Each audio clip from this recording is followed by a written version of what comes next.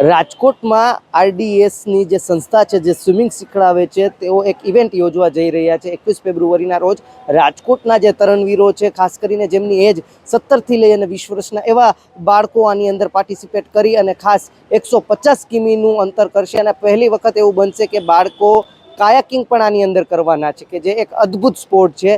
સ્વિમિંગને લઈને બાળકો ઉત્સાહિત છે, કાયાકિંગને લઈને પણ બાળકો ઉત્સાહિત છે। ત્યારે આજે આપણે રાજકોટના આરડીએસના જે તરણવીરો છે એમની સાથે વાત કરીશું ને એમના જે ઉત્સાહ છે એ જાણીશું।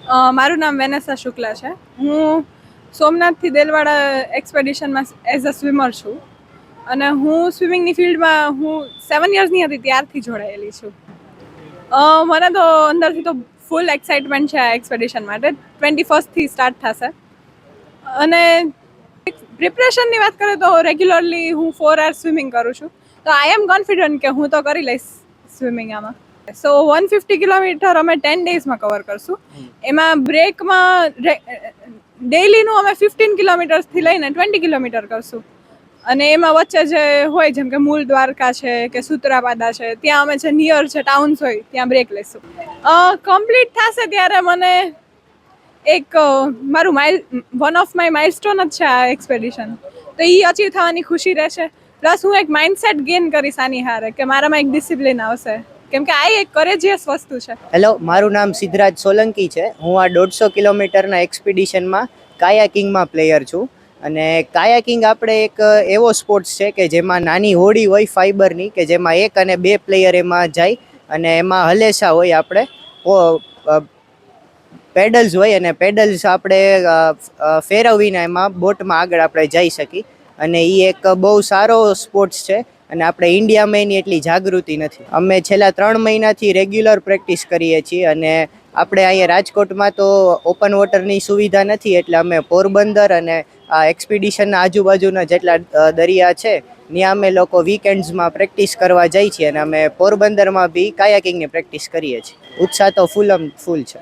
આ કમ્પ્લીટ થઈ જશે એટલે એ અમારો એક બહુ મોટો ગોલ હતો કે આ એક્સપિડિશન થઈ જાય અને બહુ ખુશ થઈ જાય। હું બંકિમ જોશી, સ્વિમિંગ કોચ, રાજકોટ મહાનગરપાલિકા। છેલ્લા 39 વર્ષથી રાજકોટ મહાનગરપાલિકામાં સ્વિમિંગ કોચ તરીકે સેવા આપું છું અને 2010થી રાજકોટ ડિસ્ટ્રિક્ટ સ્વિમિંગ એસોસિએશનમાં એઝ અ સેક્રેટરી તરીકે સેવા આપું છું। અમે રાજકોટના બાળકોના ખાસ કરીને સ્વિમિંગમાં, એક્વેટિક્સમાં અને એમાં એડવેન્ચર સ્વિમિંગમાં રુચિ ધરાવતા બાળકોની હિંમત વધારવા માટે અલગ અલગ ઓપન વોટરના કાર્યક્રમો કરતા હોય છીએ। તો સમયાંતરે ઘણા સારા બાળકો મળતા હોય છે। આ વખતેની ઇવેન્ટ્સ છે, અમે સોમનાથથી શરૂ કરશું સ્વિમિંગ અને ઉના દેલવાડા એટલે કે પાસ્ચરવનાથ દાદાનું દેરાસર છે ત્યાં સીમર બીચ આવેલો છે, સીમર બીચ સુધી કમ્પ્લીટ થશે। 150 કિલોમીટરનું અંદાજિત ડિસ્ટન્સ છે અને એમાં ડેઈલી 10થી 15 કિલોમીટર કે 20 કિલોમીટર સ્વિમિંગ જે રૂટ મુજબ અને વેધર કન્ડિશન મુજબ અમારે સ્વિમિંગ કરવાનું હોય છે અને રોજ સવારના સ્વિમિંગ સ્ટાર્ટ કરશું અને બપોર સુધીમાં કે સાંજ સુધીમાં સ્વિમિંગ કમ્પ્લીટ કરી અને રાત્રે રોકાણ કરશું। એમ 10 દિવસ સુધી ડેઈલી 10-15-20 કિલોમીટર જેવું સ્વિમિંગ કરી અને અમે 150 કિલોમીટર અંદાજિત 10 દિવસમાં કમ્પ્લીટ કરશું।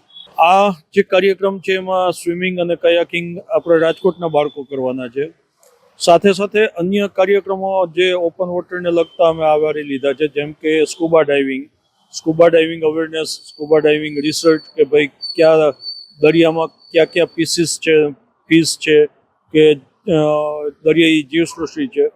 આ ઉપરાંત દરિયામાં ફસાયેલી જાળી, ઘણી વખત ખારવા લોકો જે ફિશિંગ સાથે સંકળાયેલા હોય એની જાળ જો ફસાઈ જતી હોય દરિયામાં તો જલ્દીથી એ લોકો નીકળવા માટે જાળને કાપી નાખતા હોય, બાકીનો ભાગ પાણીમાં રહી જતો હોય, એના કારણે ઘણી વખત અનનેસેસરી ઘણા બધા જીવ એમાં ફસાઈ જતા હોય અને મૃત્યુ પામતા હોય છે। તો આવી બધી નાની કેઝ્યુઅલિટી જીવસૃષ્ટિને બચાવવા માટે એક અભિયાન છે, અંકિતાબેન કરીને છે જે દ્વારકામાં ઓલરેડી રિસર્ચનું કામ કરે છે સ્કુબા દ્વારા, ટુરિઝમ ડેવલપ કરવા માટેના ગવર્મેન્ટ રિસર્ચ કરે છે। સાથે સાથે લાઈફ સેવિંગ સ્પોર્ટ્સ ઇન્ડિયા નામનું એસોસિએશન છે, કોમનવેલ્થમાં બી લાઈફ સેવિંગ સ્પોર્ટ્સની ગેમ ઇન્ક્લુડ છે।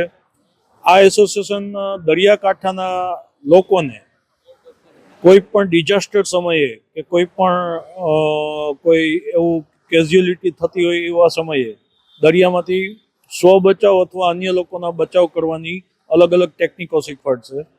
આ ઉપરાંત રાજકોટની કેન્સર કેર ફાઉન્ડેશન સંસ્થા એ કેન્સર અવેરનેસ પ્રોગ્રામ દરિયાકાંઠાના ગામડાઓમાં કરશે.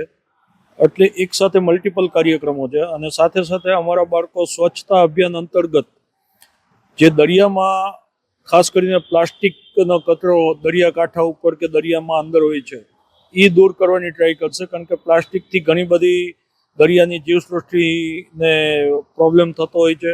ખાસ કરીને કાચબા, દરિયાઈ કાચબા સફેદ પ્લાસ્ટિકને જેલીફિશ સમજી અને ખાવાની ટ્રાય કરતા હોય છે અને એના કારણે એનું ડેથ થતું હોય છે. તો આવી બધું જે દરિયામાં ગંદકી હોય છે ખાસ વિશેષ પ્રકારની એ બી અમે દૂર કરશું.